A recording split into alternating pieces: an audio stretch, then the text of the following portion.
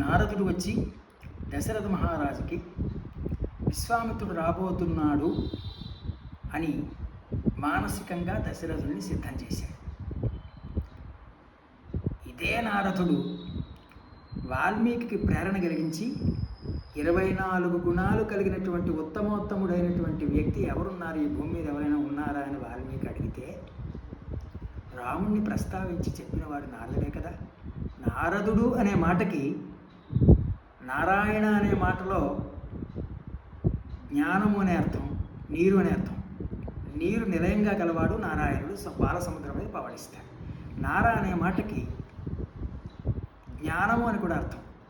అందరికీ జ్ఞానం అందిస్తాడు. అసలైన స్వచ్ఛమైన జ్ఞానం అందించి కలత పోయేటట్టు చేసేవాడు కాబట్టి నారదుడు అన్నారు. అంతేగాని అతను ఎప్పుడు కూడా మనం అనుకున్నట్టు కలహాసనుడు మాత్రము కాదు. ఈ కలహాసనుడు అనేది లోకుల యొక్క అభిమానం కోసం, అదొక రకమైన జనామోదం, పాపులారిటీ అంటారే, దానికోసం కల్పించింది అన్నమాట. ఇప్పుడు విశ్వామిత్రుడు ఎలా వచ్చాడు చూడండి.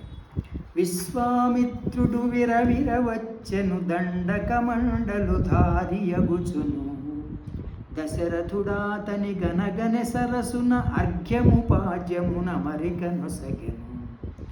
సంతసించి ఆ మునియును సమ్మోదము మీరగను, అగుత శుభములను చుమదిని ఆశీస్సులనొసగెనప్పుడు.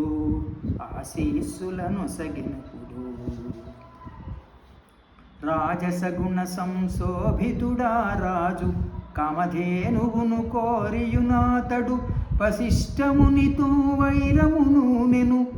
బ్రహ్మర్షికి ఎదురు తిరిగి వన్నె పెరుగ తపము చేసి గుణగరిష్ఠతను పొంది తపమున పరమార్థముగని. గాయత్రిని ఘనముగను వేద విధుల దేవతగను చేసిన శ్రేష్ఠుండాతడు. విశ్వామిత్రుడు రాజుగా ఉన్నాడు. మొట్టమొదట ఋషి అయ్యాడు, తర్వాత రాజర్షి అయ్యాడు, తర్వాత మహర్షి అయ్యాడు, తర్వాత వశిష్ఠుని చేత బ్రహ్మర్షి అనిపించుకున్నాడు. అది క్రమం. ఆ విధంగా అహంకారంతో ఉండేటటువంటి ఒక రాజు బ్రహ్మర్షిగా మారిన ఘనత విశ్వామిత్రుడిది. ఆ విశ్వామిత్రుడే బ్రహ్మ క్షత్రియ వైశ్యుడనే ద్విజులకి గాయత్రీ మంత్రం యోగ్యమని చెప్పి ఉపదేశం చేశాడు. గాయత్రిని ఘనముగను వేద విధుల దేవతగను చేసిన శ్రేష్ఠుండాతడు. ఇదం భ్రామ్యమిదం క్షాత్రమనగను చెలువందువారు వశిష్ఠముని కౌశిక ఋషి ఇరువురు గురువులు ఇనకులుడా రామునికి.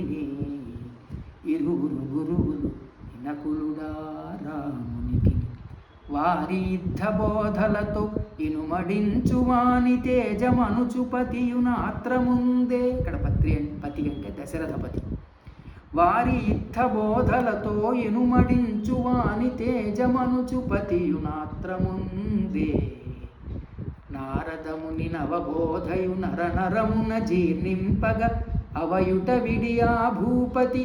అడవి కనుపాత్మజునటు ఋషికి మ్రొక్కజేసి పిదప రుజువర్తన మెలగు మనుచు శుద్ధి సెప్పి సుంతయైన వెతలేకని సుతునంపెను సూనృతుడా నరపతి. విశ్వామిత్రుని విద్వత్తం తయు వివరముగాగను విశదమౌనటుల వశిష్ఠుండు నృపతికి తెలిపే. కుశికుని వంశపు కుశలుండాతడు గాధితను భవు విశ్వామిత్రుని మార్గము శ్రేష్టము మహితుడు రాముడు విద్యల పొందును వీరము సూపును.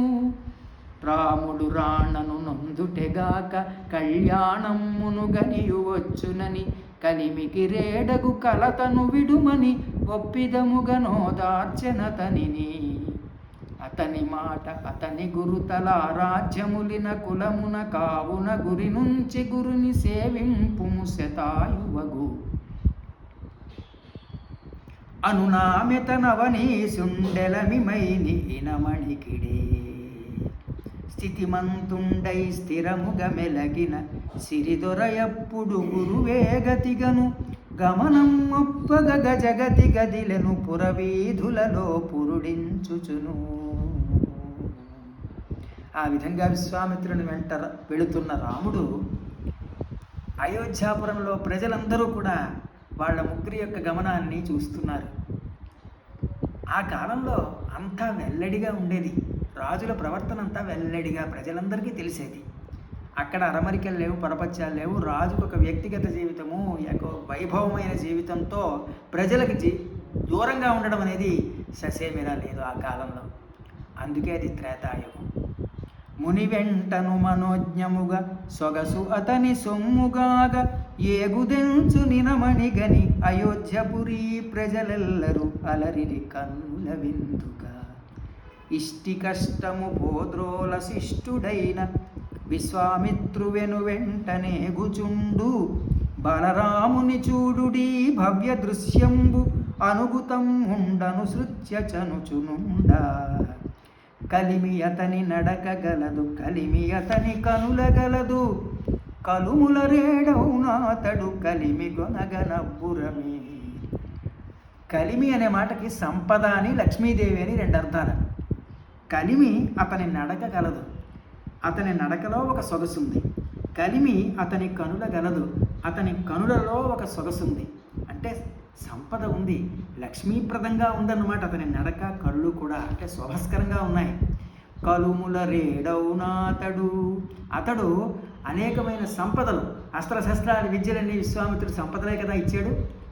అటువంటి సంపదలన్నీ పొందుతాడు. కలిమిగొనగన అబ్బురమే. కలిమి అంటే సీత. అయోధ్యపురి ప్రజలు జరగబోయే సంగతిని చెప్పేస్తున్నారండి. కలిమి అంటే సీత, లక్ష్మీదేవి యొక్క మరో పేరు. లక్ష్మికి పేరు కలిమి కదా, లక్ష్మీ రూపం సీత కదా. కలిమిగొనగనబ్బురమే అని తలచుచు మురిసే ప్రజ శేషలు చల్లగ చల్లగ పురి దాటెను ప్రజాహితుడు. అతనిగ నగ సంబరమై వెనుదిరుగుచు వెసగాంచును మాటికి మాటికి వీడక మాన్యుండా మహర్షియు. తన వెంట జనజూచి ఉప్పొంగి కౌశికుడు తపమేమి చేసేను తెలియా. శ్రీరామ జయ రామ శృంగార రామయని పలుకగా రాదే ఓ మనసా అని త్యాగరాజ కీర్తన. అలకలు అల్లల నాడగ ముఖ కమలము ముదము నింప ఆరాణ్ముని ఎటు పొంగెనో తెలుపదరమె త్రినేత్రునికి తెలుప ప్రియమె త్రినేత్రునికి.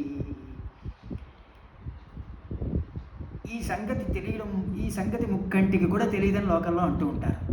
కానీ రాముడి గురించి తెలుసుకోవాలన్నది ముక్కంటికి ప్రియము. కానీ రాముడి గురించి తెలుసుకోవడం, రాముడి తత్వం తెలుసుకోవడం జ్ఞాననేత్రం కలిగినటువంటి ఆ శివుడికి కూడా తరం కాదంటున్నాడు. అంటే భగవంతుడి తత్వం అంత వేగం మనకి వంట పట్టదు అని భావం. అలకలు అల్లల నాడగ ముఖ కమలము ముదము నింప ఆరాణ్ముని ఎటు పొంగెను తెలుపదరమె త్రినేత్రునికి తెలుప ప్రియమె త్రినేత్రునికి. సమరాన నినుగాంచ శౌర్యాభిరాముడవు ప్రణయాన నిను జూడ పరవశమ్మే కరుణతో క్రతువును కావగనేర్తు రామశుభనామ సుగుణాభిరామ నీవు. నిరుపమ శుభనామ నిర్మలానందరామ అగణిత గుణధామ అవ్యయానంద సోమ పరహృదయ విహారీ పాంచజన్య ప్రపూరీ సరస శ్రీ మనోజ సమగాన ప్రమోద.